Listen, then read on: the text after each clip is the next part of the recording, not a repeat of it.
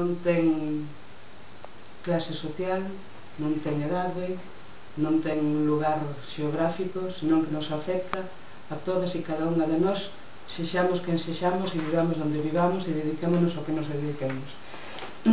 As homenaxes que ten o Bloque Nacionalista programado este ano a nivel local será o vindeiro venres día 23 ás 8 da tarde no Obelisco, e aí faremos unha queima simbólica.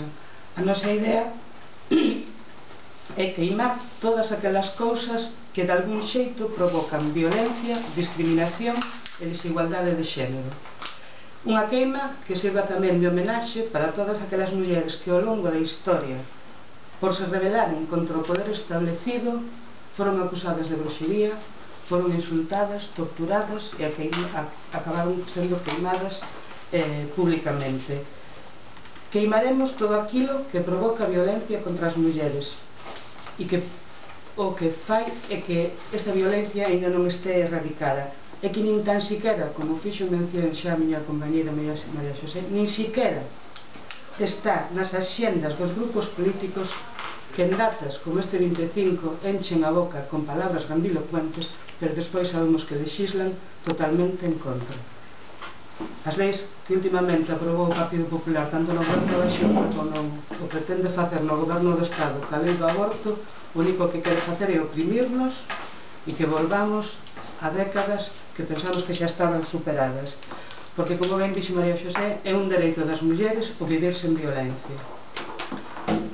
A nivel nacional, a homenaxe que fará o Bloque Nacionalista Galego será en Santiago de Compostela, que será o sábado 24. Neste caso o que faremos será a festa de soterramento do patriarcado. Co patriarcado queremos soterrar tamén os cómplices e os beneficiarios. Hai unha longa lista de cómplices e de beneficiarios, pero tamén a deixamos aberta para que a sociedade civil poida continuar nomeándos. Entón partiremos ás 12 da mañá na Praza do Toural.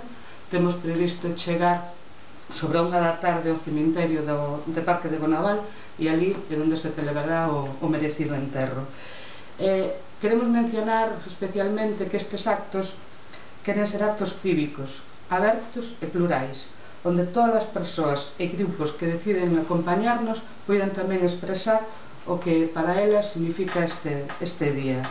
Por lo tanto, queremos facer un chamamento a todas as persoas e grupos a partillar esta festa de sororidade da loita feminista.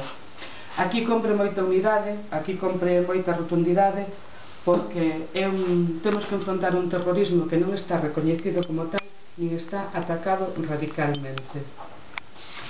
Estes actos organizos a Comisión de Acción Feminista do Bloque Nacionalista Galego, local por un lado da Coruña e nacional no que se refire a Compostela, pero queremos que sexa un acto da cidadanía indignada contra este sistema de opresión, da cidadanía que sabe que o problema da violencia de xénero non está na crise económica, aínda que si é certo que a crise económica o que fai é paralizar moitas respostas e agudiza a indefensión, polo que tamén é preciso denunciar os recortes que se están realizando na loita contra esta lacra e os recortes que se están realizando nas axudas que teñan que ter recibido as propias vítimas de violencia.